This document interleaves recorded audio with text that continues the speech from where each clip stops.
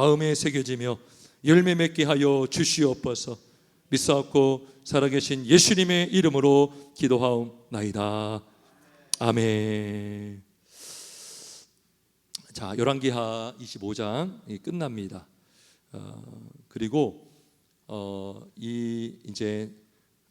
열왕기하는 이제 바벨론의 여러 차례의 침략과 또 포위와 약탈로 성전과 또 성전 기물이 다 파괴되고 다 빼앗기고 왕들과 여러 백성들이 포로로 끌려가는 그런 내용으로 마무리를 하면서 마지막 네 절은 좀 약간 다른 어떤 분위기, 어떤 다른 느낌을 주는 구절로 마무리가 되는 것입니다.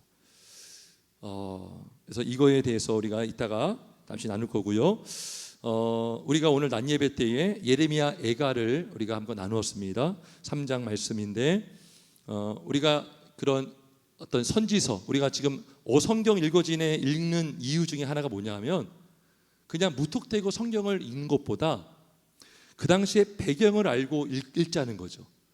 그러니까 역사서, 뭐 예를 들면은 사무엘 상하, 열왕기 상하, 특별히 열왕기 하의 내용을 우리가 잘 알을 때 선지서의 말씀, 이사야가 활동했던 시기가 언제입니까? 히스기야 왕 때, 아하스 왕 때거든요. 그러니까 그 시대 배경을 알지 못하면 이사야가 이게 어려운 거예요. 근데 그 당시의 배경을 알고, 그 배경은 어디 나와 있습니까? 열왕기 하에 나와 있고 역대하에 나와 있는 거예요. 그러면 이사야가 얼마나 그 당시 힘들었을까, 그 심정을 알고 우리가 이사야를 읽고, 또 예레미야서도 마찬가지입니다. 지금 이 므낫세 왕부터 그다음에 요시야 왕, 그다음에 여호아스, 그다음에 뭐죠? 여호야킨, 시드기야, 이 모든 왕들이 바뀌면서 활동했던 선지자가 예레미야입니다. 그러면 이 시대 배경을 알아야 예레미야의 울부짖는 하나님의 말씀을 우리가 알 수 있는 거죠. 자, 여러분, 예레미야 애가 1장 1절 한번 가볼까요? 우리 잠깐 가보겠습니다. 1143조 예레미야 애가 1장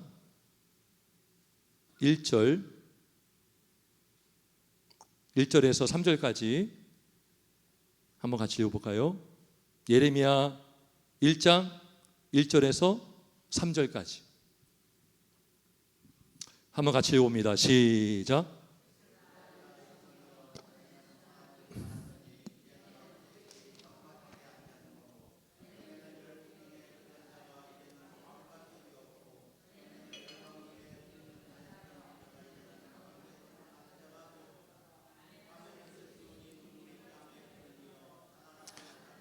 그에게 위로하는 자가 없고 친구들도 다 배반하여 원수들이 되었도다. 유다는 환난과 많은 고난 가운데 사로잡혀 갔도다. 그가 열국 가운데에 거주하면서 쉴 것을 얻지 못하며 그를 핍박하는 모든 자들이 궁지에서 뒤를 뒤따라 잡았도다. 아멘. 그러니까 1절에 보면은 슬프다 이성이여, 전에는 사람들이 많더니 이제는 어찌 그리 적막하게 앉았는고. 황량하고 적막이 흐르는 그런 가운데서 예레미야가 자신에게 선포한, 아까 말씀이 뭐였습니까?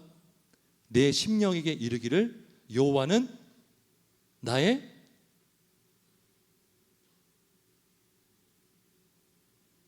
따라합시다. 기업이시다. 기억나시죠? 이제 생각나시죠? 네. 그러니까 요 분위기, 이 상황을 알아야 예레미야가 자신에게 선포한 그 말씀의 무게가 느껴지는 거예요. 그죠? 아무것도 없는 가운데 다 망했잖아요 지금. 근데 여호와가 나의 기업이시다 그래서 예레미야가 누구에게 선포한 거예요? 자기 영혼에게 선포한 거죠. 예. 그리고 여러분, 열왕기하 멸망이 언제부터 시작되느냐? 23장 요시야가 죽습니다. 23장에 그리고 죽고요. 역대하 35장에 보면 예레미야가 애가를 지었다 이런 말씀이 나와요. 그러니까 국가적으로 요시야 왕의 죽음은 엄청난 손실이었어요. 왜요? 요시야 왕이 굉장히 선한 왕이었고 하나님의 말씀에 순종하여 개혁을 일으켰거든요. 그런데 요시야가 전쟁 중에 죽습니다. 그래서 요시야 왕이 예레미야가 애가를 지었다라는 말씀이 나와요. 그러니까 예레미야는요, 그나마 말씀대로 바르게 하려고 했던 왕이 죽죠.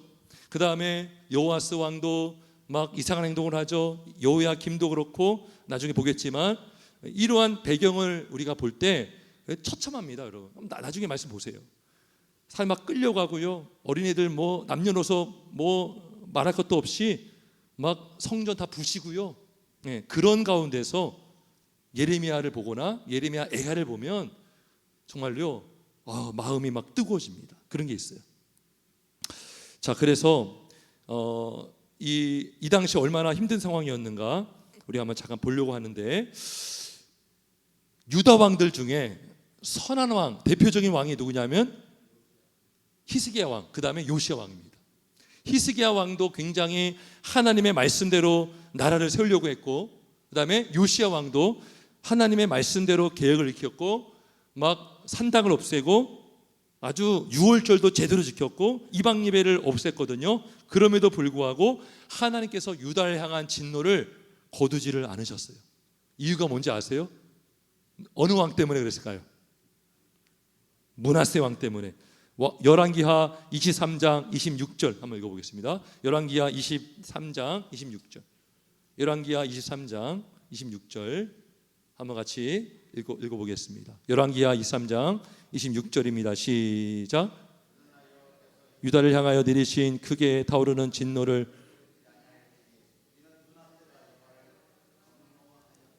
경노하게 한 모든 경로 때문이니라. 그러면 므낫세가 어떤 일을 해내느냐?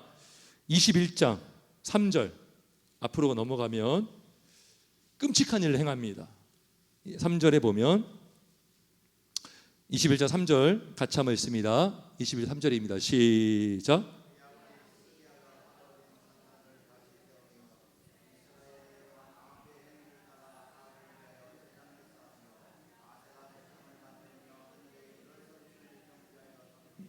참 안타까운 상황이죠.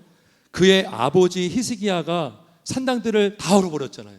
엄청난 계획을 일으켰는데 므낫세 왕 때 다시 세웁니다.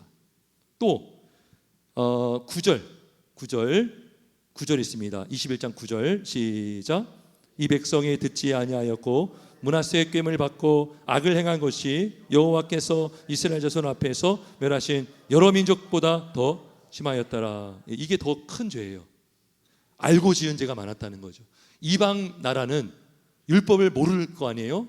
그런데 그러니까 막 우상 만들고 바알 신전 만들고 했는데 므낫세는 이스라엘 자손 앞에서 멸하신 여러 민족보다 더 심하게 하였다. 그리고 11절 한번 읽습니다. 11절 시작.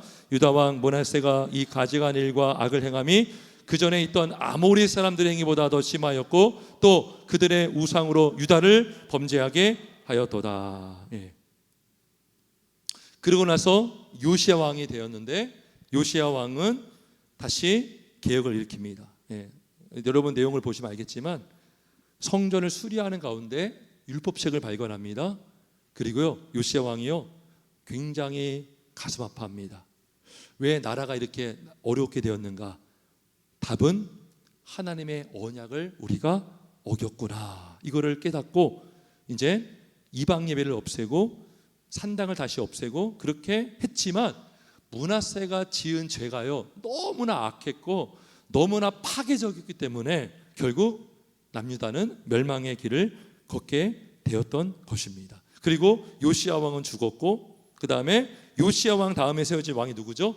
여호아스거든요. 자, 여호아스, 여호야킨, 시드기야 이들에게 공통점이 있어요.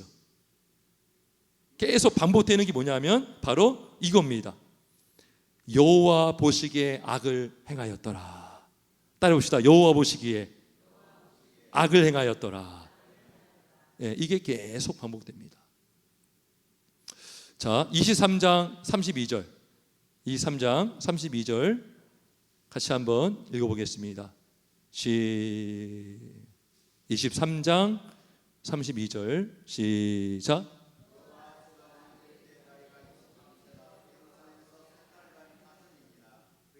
잠깐만요. 32절 23장 32절 시작. 여호와스가 그의 악을 행하였더니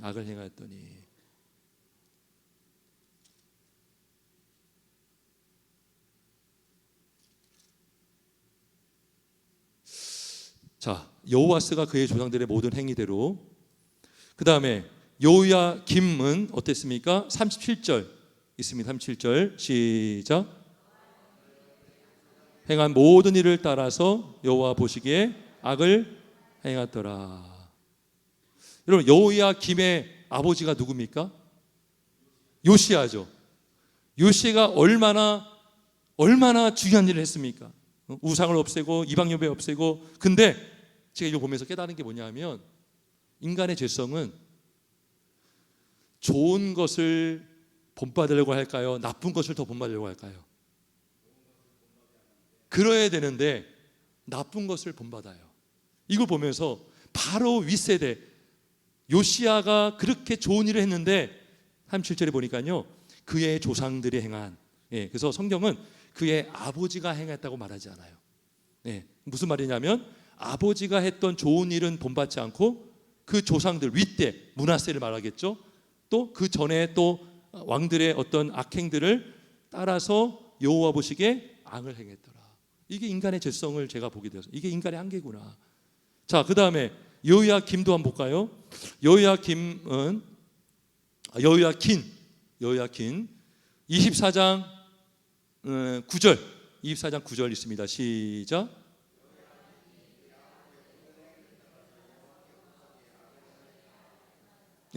여호야긴의 아버지는 여호야김입니다. 그러니까 아버지의 나쁜 행동을, 그 할아버지를 본받아야 되는데 또 아버지를 따라, 아버지의 모든 행위를 따라 여호와께서 보시기에 악을 행하였더라. 이 나쁜 것만 보는 게, 본받으려고 하는 게 인간의 특징이라는 것을 보게 됩니다. 그 다음에 시드기야 왕도 똑같습니다. 시드기야 24장 19절 말씀 같이 있습니다. 시작.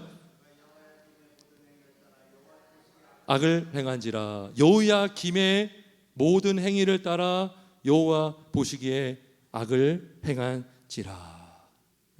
인간의 나쁜 것을 더 본받으려고 하는 그런 모습을 볼 수가 있습니다. 여러분, 자녀들 어떻습니까? 저도 그렇고. 여러분, 자녀들은 부모님의 좋은 것을 금방 배웁니까? 아니면은 더디 배웁니까? 그리고 부모의 나쁜 것을 잘 따라갑니까? 아니면 좋은 것을 먼저 따라가려고 합니까? 나쁜 것을 자꾸 배우려고 하는 경우가 있어요. 그래서 여기도 우리가 이걸 보면, 야, 이게 인간의 죄성이구나.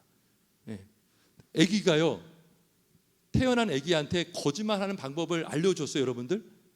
근데 거짓말하죠. 더 잘합니다. 배운 적도 없는데 잘합니다. 인간의 죄성. 그걸 우리가 알 수가 있습니다. 자, 그런데 이 시드기야 왕은요, 굉장히 아주 처참하게 말로를 맞이하는데, 여리고 평지에서 막 도망가다가 붙잡혀요. 갈대아 군대 사람들에게, 군인들에게.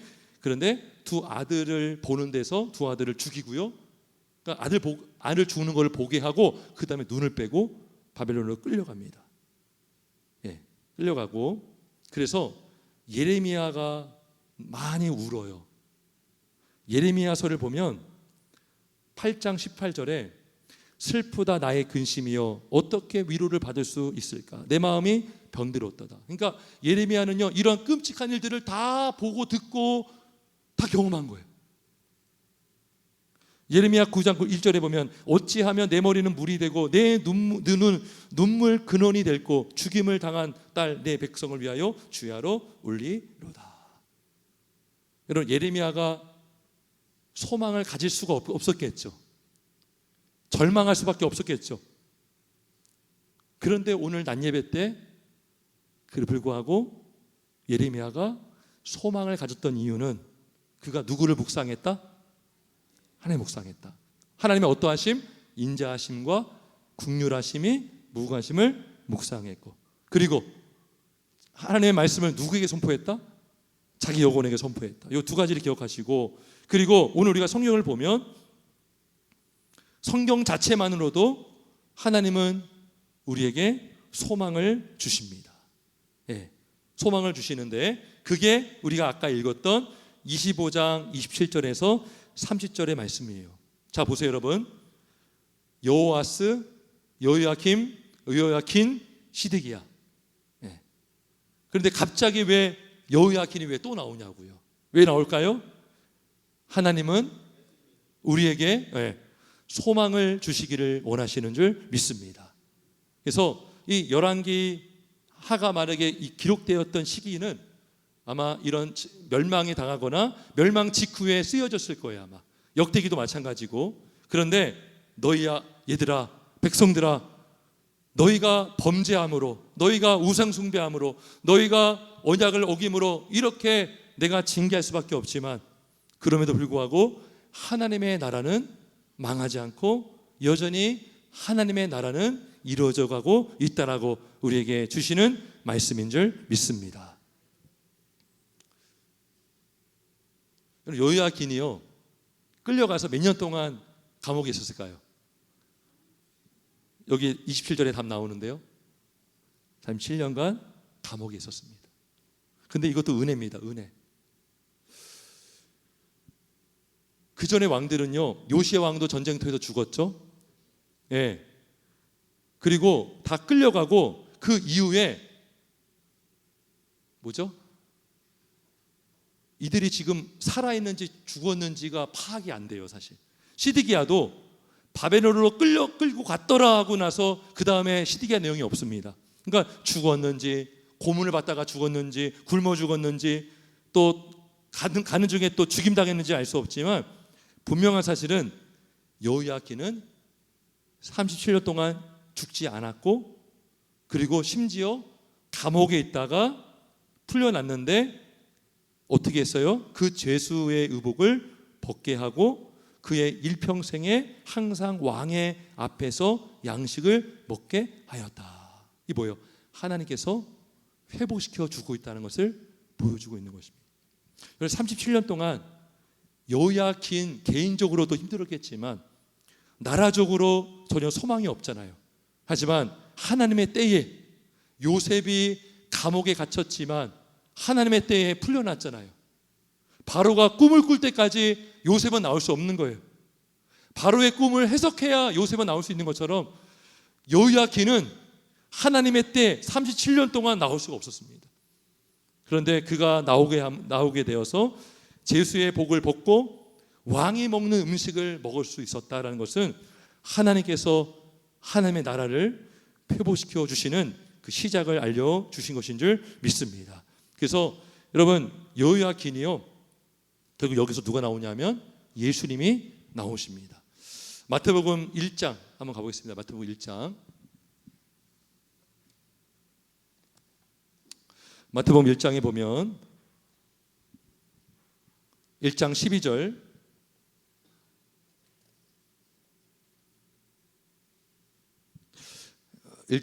말씀 같이 읽어보겠습니다. 시작.